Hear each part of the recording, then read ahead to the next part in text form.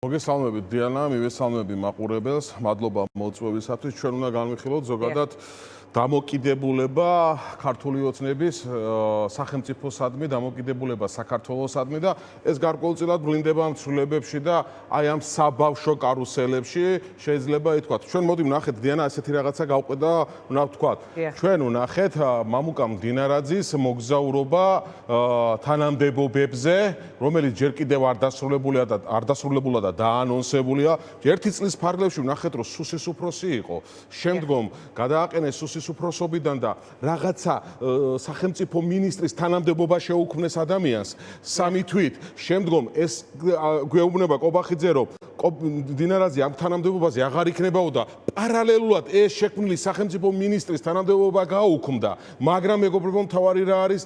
დანიშნეს რეგიონული განვითარების მინისტრად სექტემბრამდე და გვეუბნებიან, რომ სექტემბერში ამას გავაუქმებთო და ახალ თანამდებობაზე დავნიშნავთო სახელმწიფო მინისტრათო, რომელიც თანამდებობას ჯერ შექმნილი არ არის. ხო წარმოგიდგენიათ რა ხდება? პარალელურად მინდა დიანა შეგახსენოთ, აი ერთი ადამიანის ირგვლივ რაც ხდებოდა, პარალელურად მინდა შეგახსენოთ, რომ 3 სექტემბერს ბატონი მდინარაძე მიანიჭეს ლეიტენანტის წოდება.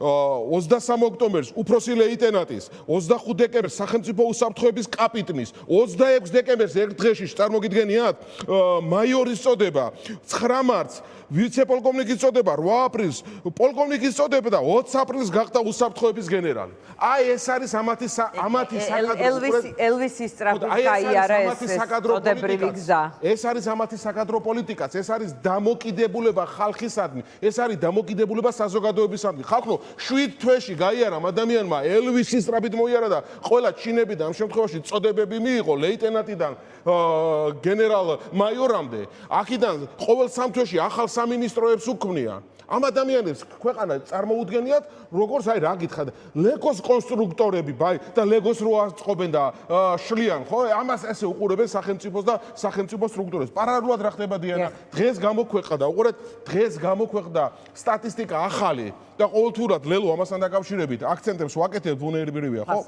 ისევ დიახ, ფასებთან დაკავშირებით. წინა ივლისისთან შედარებით, წლევანდელ ივლისში თევზეული 18%-ით გაიზარდა, ხორცი 9%-ით გაიზარდა, პური 8%-ით გაიზარდა, ხილი 6.9%-ით, ზეთი 7.6%-ით, ბენზინის საწვავი 23%-ით, დიზელის საწვავი 36%-ით. ახლა შეიძლება ვინმე თქვას დიანა, რომ ეს საწვავის ფასები საერთაშორისო თემასთან არის მიბმულიო. ჩვენ ვიცით, რომ ოცნებამ გააორმაგა აქციზის გადასახადი. ახლა ვეუბნებით ხალხო, სოფლის მეურნეობას უჭირს. ფასები გარკვეულწილად დამოკიდებულია საწვავზე, ხო? მისი დისტრიბუცია და ასე შემდეგ. ფერმერებს უჭირს. შეამცირეთ მაინც ამ იმის რა ქვია აქციზის გადასახადი, რომ ხალხმა ამოისუნთქოს. არა, ამას არ აკეთებენ, მეგობრო, ანუ ამის სრულების შესაძლებლობა ხელთ აქვთ. ამას არ აკეთებენ, სამაგიეროდ რას აკეთებენ? ვილაპარაკია შეიძლება დედანაც არა, რომ აქციზის გადასახადის შემცირება ავტომატურად შეიძლება სულ არ ნიშნავდეს, რომ ბიზნესმა იმის დაკლების ეს ვთქვათ გადაწყვეტილება მიიღოს, როგორ დაავალდებულოს. აქციზი არის აწლეულებია უცვლელი. არა, როგორ გეკადრება და აწლეულებია დიანო, გააორმაგეს სამათმა აქციზის გადასახადი. თუ არ ვწდები 2017 წელს და შეგიძლიათ ნახოთ.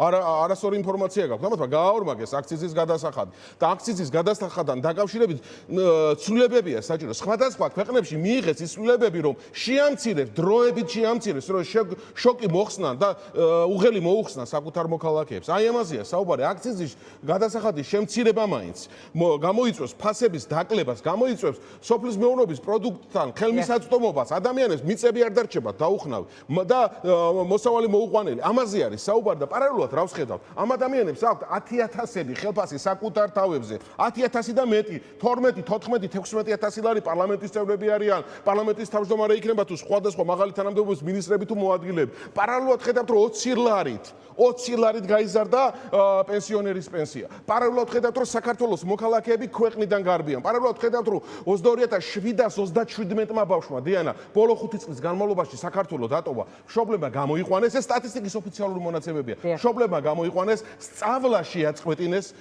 და მიზანი რა არის? მიზანი არის ქვეყნიდან წასვლა და წაყვანა ბავშვების. ეს ხო უბედურებაა ჩვენს ქვეყანაში. აგერ თქვენ ნახეთ ახლა ზარდიაშვილთან დაკავშირებით მეუნებით, ხო? აი კობახიძის ერთ-ერთი განცხადება, რომ ენერგეტიკის სახელმწიფო საწარმოებში 9.79 საშტატო ერთეული გაუგდა და წილურად 24.7 მილიონი ლარი გვეზოგებაო. მარტივი კითხვა. ეს თუ არ იყო ამ შემთხვევაში და თუ აქ სავარაუდოდ როგორც ვიცით რომ ზოგ ადგილას იმდენი ადამიანია დასაქმებული დაუშვათ სასაფლაოებზე იმდენი ყავ დასაქმებული გარდაცვლილი არა იმდენი ეს თუ ამ შემთხვევაში არ არის პოლიტიკური ნიშნით პარტიული ნიშნით დანიშნა ამასთან და მაშინ რასთან მქონდა საქმე მაშინ არის თუ ამასთან დაკავშირებით გამოძიება დაწყებული დღეს გვეუბნება რომ მარტო ერთ სისტემაში ელექტროსისტემაშიო ენერგეტიკის სახელმწიფო საწარმოებშიო ამ შემთხვევაში 970 19 ადამიანი გავათავისუფლეთ. ეს არის რა პოლიტიკური კორუფცია, ხახო? პოლიტიკური კორუფცია. ნუ ის კობახიძე ზოგადად ჩვევია, ეს თქვათ ხაზის გასმა, აქცენტის გაკეთება, რომ ის რაღაც ხდებოდა ადრე, ახლა მის დროს ეს არის შეცვლილი. კარგი კითხვაა დიანა და კარგი შენიშვნა. კობახიძეს ჩვევია, ხო? ამას შემთხვევაში ოცნებასაც ჩვევია. კობახიძესაც ჩვევია, რომ მას რო კითხვა, ახლა ბოლო 2 წელიწადია გეტყვის თითქოს ქართული ოცნებაა მოსული ხელისუფლებაში. აი კობახიძეს ჩვევიას პრინციპიდან რო გამოვიდე. კი ბატონო, ის მუდამ ხაზს უსვამს, რომ იყო კორუფცია, აღარა აი დღეს და დღევანდელ დღეზე მელაპარაკეთ. დღევანდელ დღეზე. ასე ამბობს. დავასრულებ დიანა, დავასრულებ. შეიძლება უყურეთ ღარიბაშვილის საქართველოს პრემიერ-მინისტრი საპროფილო ციხეშია აღიარა დანაშაული. რამეში ვწდები? უსაფრთხოების უფროსი, სამსახურის უფროსი და მისი მოადგილე ბრალდებულები არიან. უდანაშაულობის პრეზუმპცია არ დაუღვიოთ, ბრალდებულები არიან და გამოდის აგე ბრალდების ხარე. და პროკურატურა და გვეუბნებიან კაცო, რომ ამ ადამიანებს, რომლებსაც უსაფრთხოება ებარათ, ქთამსო უცხო ქვეყნის მოქალაქეებთან იღებდნენ და საკუთარ კაბინეტში მოლაპარაკებებსაც წარმოებდნენ. თავდაცვაზე ხო წარმოგიდგენიათ ქვეყნის უსაფრთხოებებზე ვსაუბრობთ, ხო? თავდაცვის მინისტრზე გვეუბნებიან, რომ გვითხრეს უკვე დამნაშავეც არისო და რა ქვია? კილიგზის ხელმძღვანელზე გვეუბნებიან, რომ აი ამაზეა. ადნობდა ფოლადს და რაღაც. ამაზე რო გვითხრან, აი ამაზე რო გვითხრან, ხო? ამაზე გვეტყვი რომ ეს ჩვენ მისი პასუხისგებლობა სად არის? ამაზე იტყვის, რომ აი ნახეთ მე რომ ვარ პრემიერი, როგორი ეფექტს ხოთი ევროპარლამენტის საგამოძიებო სტრუქტურები სხვა არის, მაგრამ ევროპარლამენტის თავმჯდომარე იყო, ევროპარლამენტის თავმჯდომარე იყო. საპარლამენტო კონტროლი ვის კისერზე იყო? ვისი პასუხისგებლობა იყო? ვინ დანიშნა პრემიერ-მინისტრად, ვინ წარადგინა და ვინ არჩია პრემიერ-მინისტრად, მინისტრებად, ვინაუნთო მწვანეშუგი? ამათ პასუხისგებლობა არ არის, აბა ვისია, ნუ ახლა ჩალით ხო არა ეს ქვეყანა დახურული, მაგრამ აგერ ხომ მოგიტყვანეთ ხალხო 7 თვეში აგერ და მდინარაძის წოდებრივი წინსვლები ვინ მიანიჭა?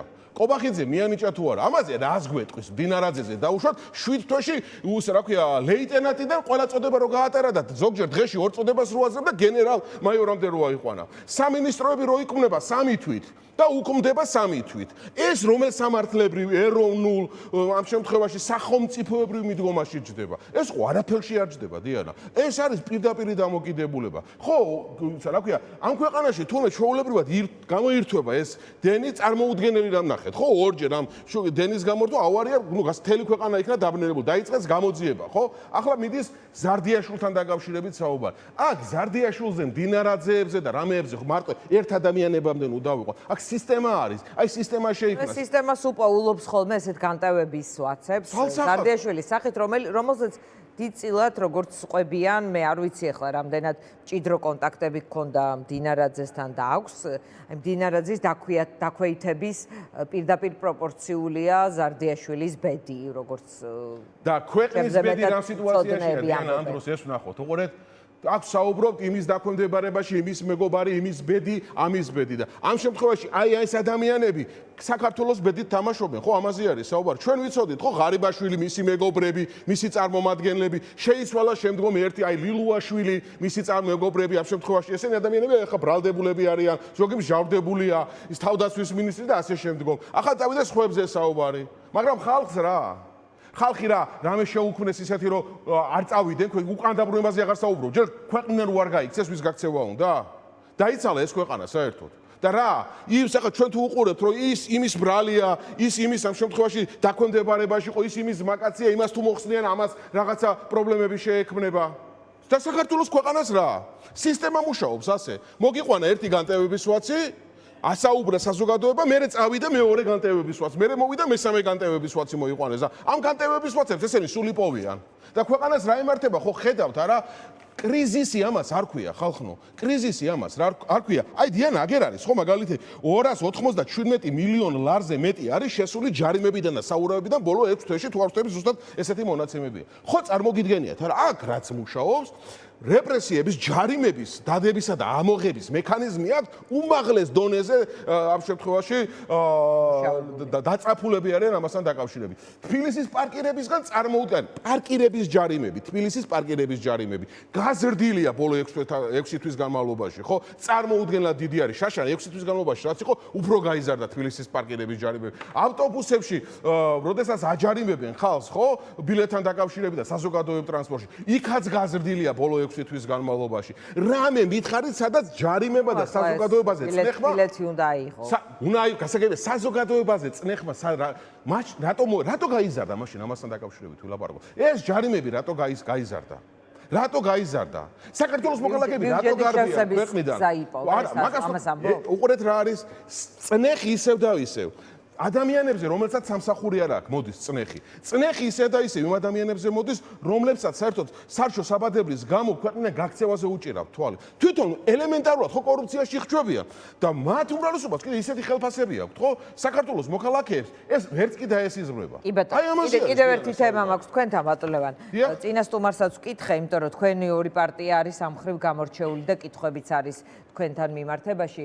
თქვენ საარჩევნო გზა, როგორც უპირატესი გზა ხელისუფლების შესაცვლელად, მაგრამ დანარჩენი პარტიები ფიქრობენ, როგორ არჩევნებში მიიღონ მონაწილეობა და ეხლა დაიწყეს მაგიდის თუ საკონსულტაციო კონსულტაციები სხვა პარტიებთან, რომ მუშაობთ, ყველა პარტია გავაერთიანოთ, ვინც ითხოვს თავისუფალ და სამართლიან არჩევნებს.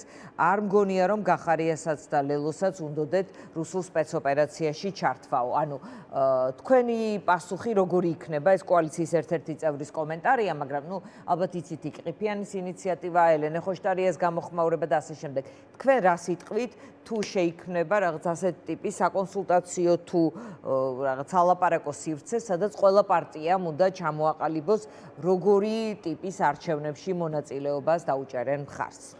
დიანა, რუსული სპეცოპერაცია ჩვენ ვნახეთ, როდესაც ნებით თუ უნებლიეთ ამასთან დაკავშირებით არ შევიდეთ სიღრმეებში, როდესაც ვნახეთ არჩევნებთან მიმართებაში ნიჰილიზმი და ჩვენ ვნახეთ, როდესაც ოპოზიციის დიდი ალბათობით გამარჯვებული თბილისი და ოპოზიციის კანდიდატის დიდი ალბათობით გამარჯვებული თბილისი გადაბარებული იქნა წარმატებით ამ შემთხვევაში ქართული ოცნებისათვის, როდესაც ლელომ კი შევიდა ბრძოლაში და უკან არ დაუხევია ბრძოლაზე. ჩვენ ყოველთვის ვამბობდით და ვიტყვით, ხელისუფლება ამ ქვეყანაში უნდა შეიცვალოს არჩევნები და დარწმუნებული ვარ შეიცვლებათ არჩევნები. ახლა უყურეთ დიანა რა შეასაქმე.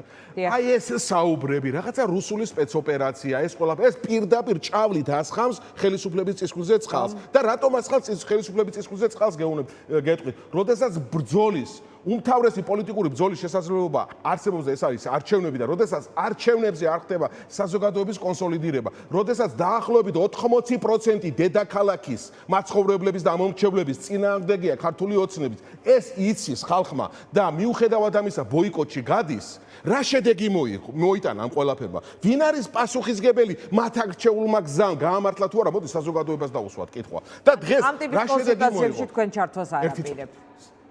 პოდკასტებით, პირდაპირ გეტყვით, რაღაცა სატელევიზიო თუ სოციალური ქსელის საუბრებით, რაღაცების მოწოდება და რაღაცების ასე კენჭების სროლა, ეს არასერიოზულად მიგვაჩვენა. ახლა ჩვენ საუბარი, ზოგადად ლაპარაკობთ, კონსულტაციები და რაღაცა საუბართან დაკავშირებით, ჩვენ არავისთან არ აქვს პრობლემა ზოგადად საუბართან დაკავშირებით, მაგრამ საუბარზე აქვს საუბარი, მაგ და კონსულტაციებს, მაგრამ ბრძოლასთან დაკავშირებით, რაც შეეხება ლელოს ძლიერ საქართველოს, ეს ბრძოლის ხაზი არჩეული აქვს და ჩვენ დარწმუნებული ვართ, რომ საზოგადოების ერთიანობის პირობებში აუცილებლად შეიცვლება ხელისუფლება არჩევნების გზის. ეს გვანახა თუნდაც 2012 წელმა. რა სიტუაცია იყო? არჩევნები 2012 წელს გემახსოვრებათ როგორი სიტუაცია. ყველაფერი მახსოვს. ხო, ყველა საზოგადოება მეც კარგად მახსოვს, ხო?